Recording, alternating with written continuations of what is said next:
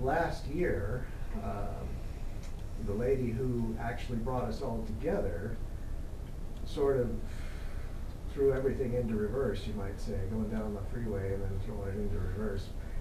She abruptly announced that she was leaving her husband and moving to another state to be with a man that we knew of from various conferences and so forth, and that most of us thought was something of a high-functioning psychopath, quite frankly.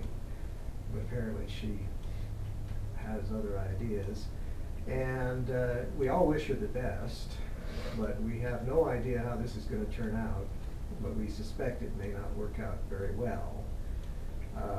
So do you have any insights on that situation? Give me a moment.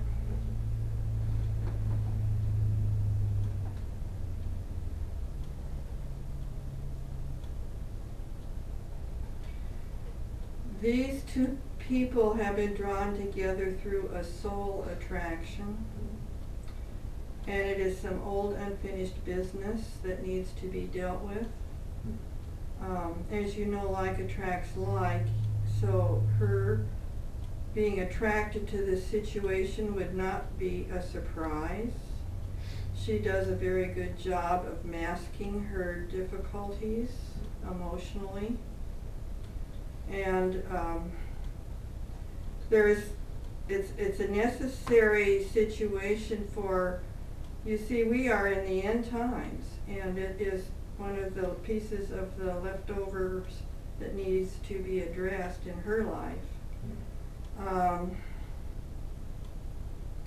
I think it's interesting that others are so attuned to what's going on. I think I applaud you for your insight. However, you might on a simple basis at some point interject that she always has a choice to stay or leave, that it's not bound in ropes, that this is a permanent relationship. If she decides it's not good for her, to remind her of the option that she has other choices too. But since it's her choice to finish up this uncompleted soul, we're going to talk more about splintered souls here with Saint Germain, but she's looking for a way to heal that. There are ways to heal that without being person to person. If she wanted other ways to handle that, they're available, but I'm not sure she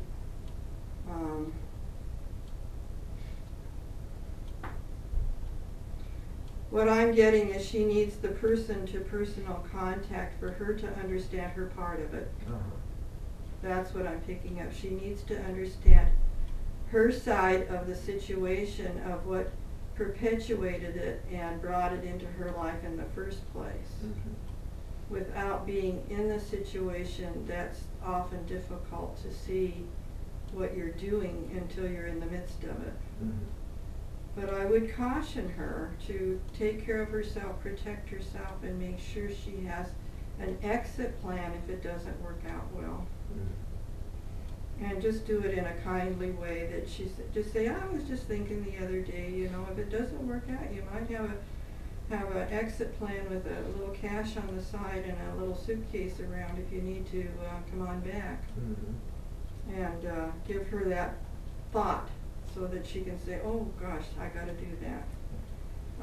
Sometimes when people are in the midst of their learning experiences, they don't always step back and see it rationally. So planting that little seed might be a very valuable thing for her. I suggest that you try in just a very calm way to do that, and it'll come up when she needs that information.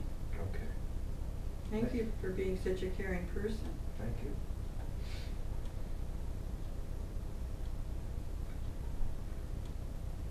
Aki, I know you've been very concerned about the earthquakes in Japan. Do you understand why?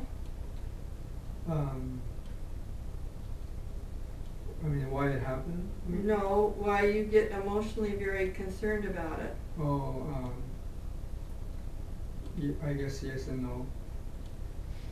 I am picking up that you experienced that kind of an earthquake situation when you were in Atlantis. Okay. Does that make sense to you? I think so.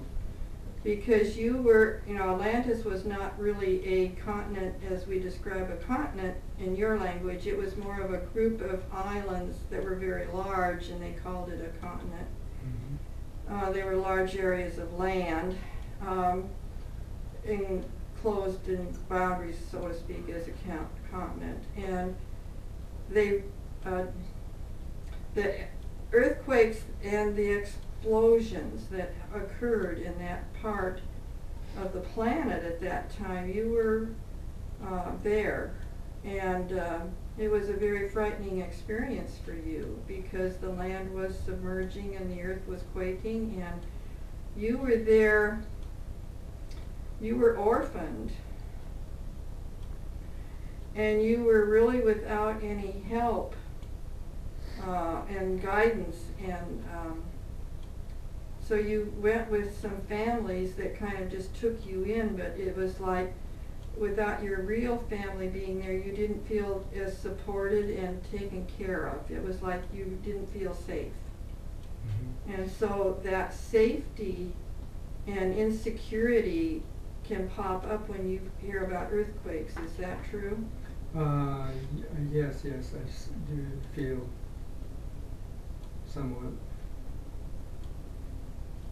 Okay, well, I want you to know that Mother Earth is not through adjusting the negativity, releasing in the consciousness of the planet, and there will be more minor readjustments, which people call earthquakes. However, if you stay calm, you see, if all of the people in here, all of us are conscious beings, and it's our consciousness that creates the consciousness of Mother Earth. And as you release those negative energies in your lives, as I've been expressing to Sunny and Cowboy and through the other channelings that have been going on, helping people to identify those things, you are the microcosm of the macrocosm. And again, it's back to cause and effect, rather than going from fear of how devastating is this going to be, to know that God is in charge and it will work out necessarily as well as possible for the shifts to happen. And it's actually a rebirthing.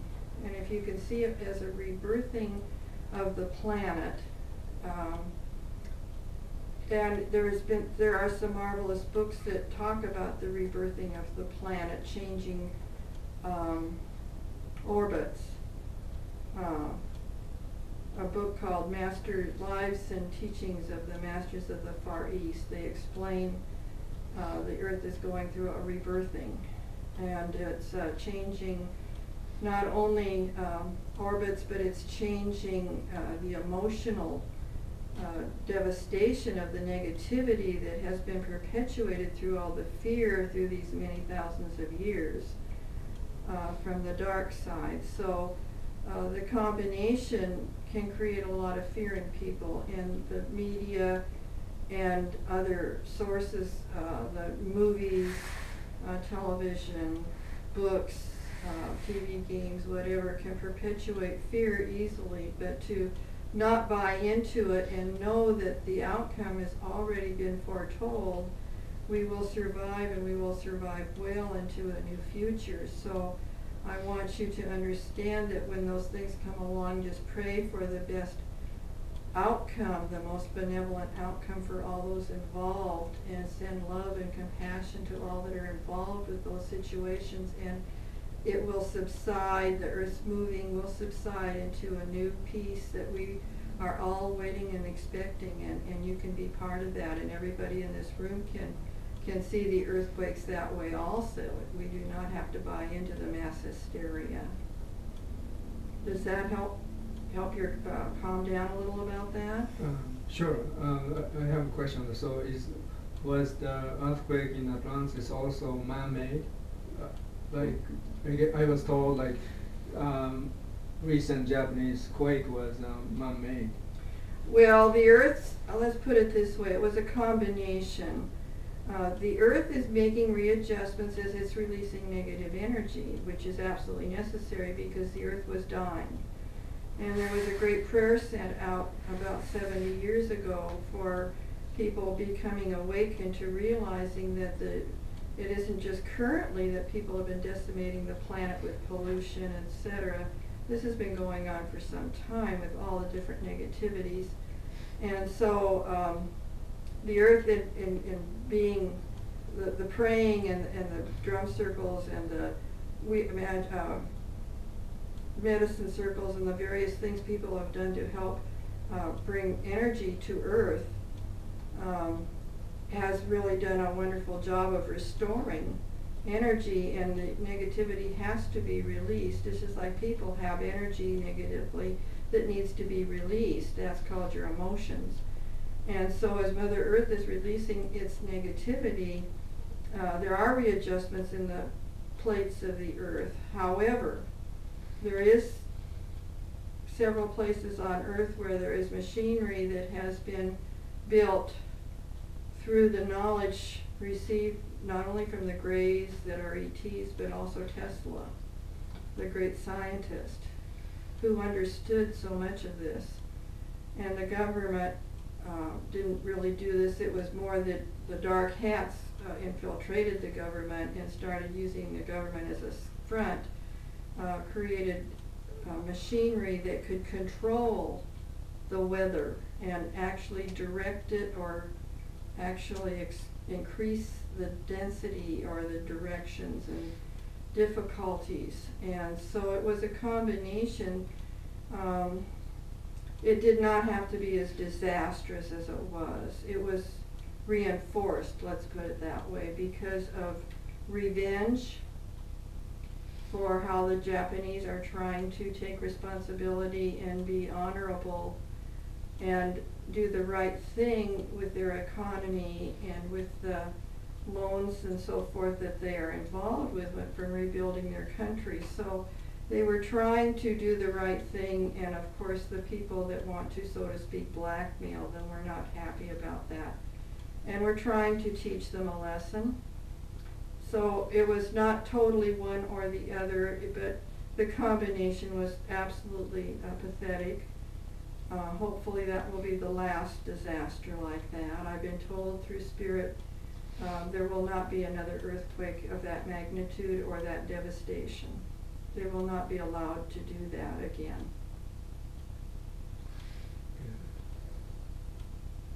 There will be rumblings, but nothing of that nature, okay? Mm-hmm. Okay. Does that answer your question? Yes. May I ask one more question about myself? You may. I still have tendency to be afraid of people, as if like I don't want somebody to get mad and stuff, and I try to search where it's coming from by myself many times in the past, but I can't quite pinpoint what experience did it to me. Is it my current life, or is it from past life that I'm so afraid of somebody sometimes? You're easily intimidated, you're saying? Yeah. All right. Give me just a moment.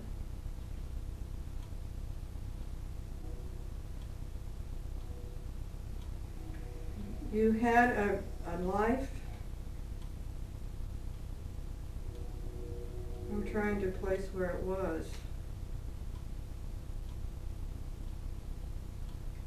Oh, your father, your father was a mountain man. And you loved being out in nature. And you enjoyed the animals, and you just thought it was terrific. And he taught you a lot of ways of the forests and the woods, and you enjoyed nature very much. That's when your